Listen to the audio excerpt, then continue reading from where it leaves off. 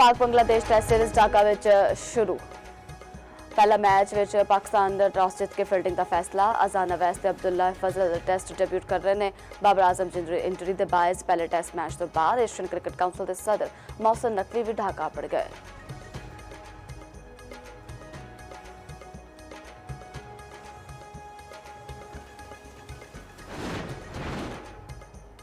Iran के नाल जंगबंदी बरकरार है। अमरीकी सदर की अमरीकी बहरी जहाज़ों उत्ते हमलियां की तस्दीक। ईरानी कश्तियां ते ड्रोन्स नूं तबाह करने का दावा। अमरीका के 3 बहरी जहाज़ अपने हरमस पार कर गए।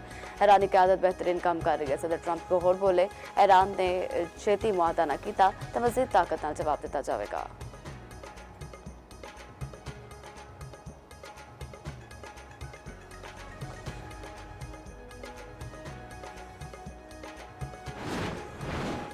अमरीका का ईरान के जजीरा कशक बंदरगाह अब्बास उत्ते हमला। सीनियर अमरीकी अहदेदार ने अमरीकी मीडिया को दस्सिया है इस हमले का मतलब सीज़फायर का खात्मा नहीं। सेटकॉम के मुताबिक अमरीकी अफवाज ने ईरान के हमले का ज़ाती दिफा में जवाब दिता। अमरीका कशीदगी में इजाफा नहीं चाहता लेकिन अफवाज की हिफाजत में तैयार है।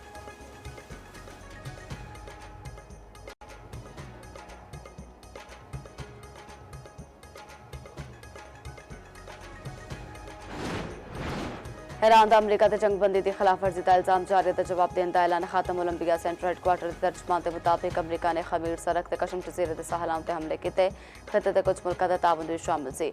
ईरान बगैर किसी हिचकिचाहट के जवारगत्ता मुंह तोड़ जवाब देगा।